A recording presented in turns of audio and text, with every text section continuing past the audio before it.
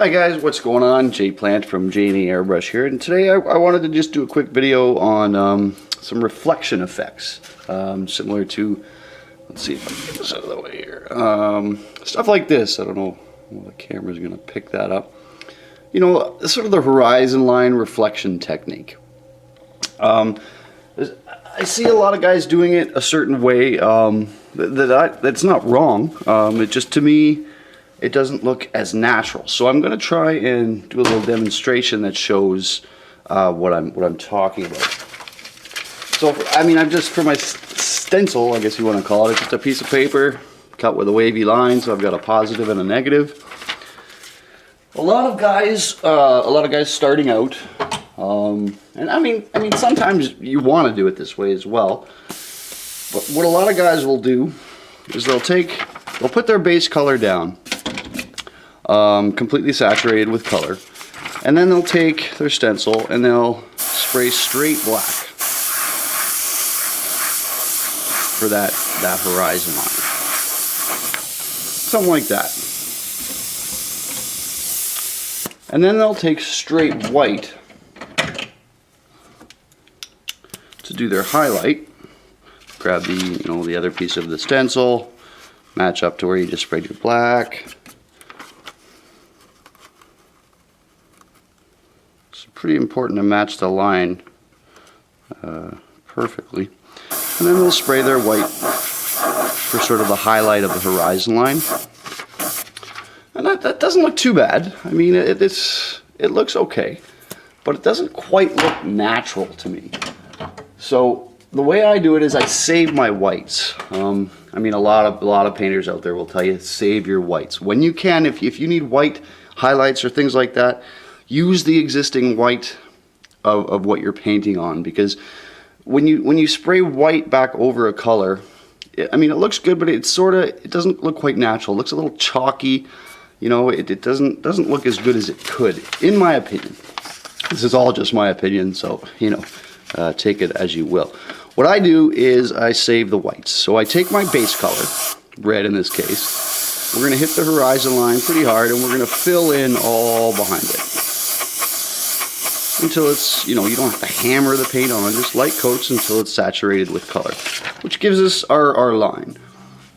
And then we're going to sort of just fade it in from the top, lightly spraying. We want to save that white highlight, so it's going to be dark from above the highlight, faded down into saving that white. Now, how much white you want to save is really depends how brilliant you want it to look. I usually go in the sides with a little darker as well. So it gives you that look, and I don't know if you can tell or not, but that white highlight already looks more natural. It doesn't look chalky. It just looks more natural. And then we're going to take our base red color with a few drops of black. You can also do like complementary color mixes, like you could use black with a few drops of blue. Or something like that. I rarely use straight black in this situation. I mean, we use it in masks all the time, outlining things and stuff like that. But when you get into using it in, say, portraits or wildlife or anything realistic, straight black will muddy it up really quick. So it's good to learn your complementary colors and shading colors and stuff like that. A lot of guys use one shading color. They'll have a mix of a little bit of black and purple and maybe sometimes some red to warm it up, and that's how they'll shadow everything. They don't really ever use any other shadow color. I tend to mix my shadow colors depending on what I'm painting. Everybody's got their own method. So what we're going to do is line that up, and we're just going to lightly mist that area with our blue-black, I believe I've got mixed here. Is it red-black? I can't remember now. And kind of fade it out from that line. And you can see, I mean, it's tough. I don't know if the camera's going to pick it up. And then we'll usually darken the top, because when you're going for this effect, it's usually a little darker on the top and a little bit darker on the bottom, so that you can get that separation of colors. And I don't know what the camera's picking up, but to me, it just looks a lot more natural. And another thing you can do, let's see, how should I do this? I'll do it this way. There's a lot of times, you know, we've got this fine line tape down, it's holding our white, and we're going to shadow under it. And I want to show you what just a little bit of overspray can do for you. So a lot of guys, when they're going to go put this drop shadow down, will tape over what they've painted, and then they'll spray their drop shadow, or their whatever you want to call it, their black shadow or whatever.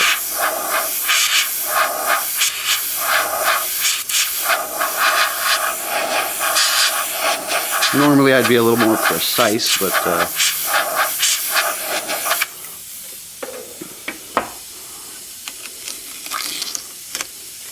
then they'll do the same on the other side. They'll mask off their color.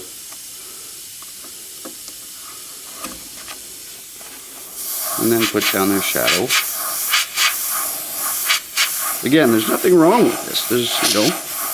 There's really not a right or wrong way to do any of this.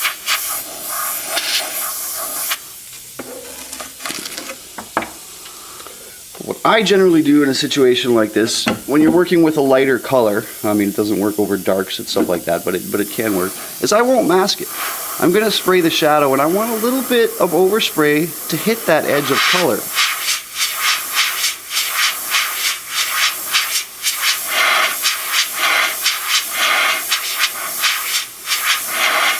And this is great for any graphics, stripes, lettering. A lot of guys do this with lettering.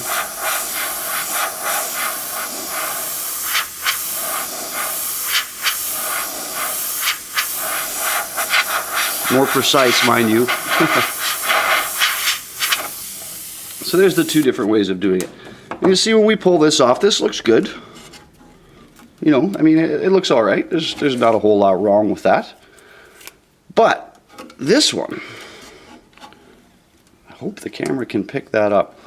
That extra little bit of overspray that we allowed over the edge into the color just creates more depth, more interest. It doesn't look quite as flat as this method, and it saves you masking time. I mean, you don't have to go back over and mask off all your color. It does require a little bit of precision. I mean, that's why I used the red to darken up the sides here, so that we didn't have the black standing out against the white highlight. But I mean, I think you'll agree this way it looks a little bit more natural with the reflection and the shadowing in there. You know, it's great for graphics, lettering. Like on this one, I've done it on the numbers, so you can see there's a bit of overspray inside the color, and it just gives it some depth. Makes it look like it's sitting back. This is a common technique. You'll see this on tons and tons of masks. I couldn't tell you who actually started doing it. Likely Dave Art. He's started a lot of these different things. But you'll see this used by all kinds of painters on all kinds of masks, cars, bikes. It's just something to add a little bit more depth. And then if you wanted to, you could add some interest to the pinstripe lines if you wanted to. Like you could take another, if you wanted to bevel it, you know, you could put another piece of tape down. Make sure you're fairly even. And you can go over that real lightly.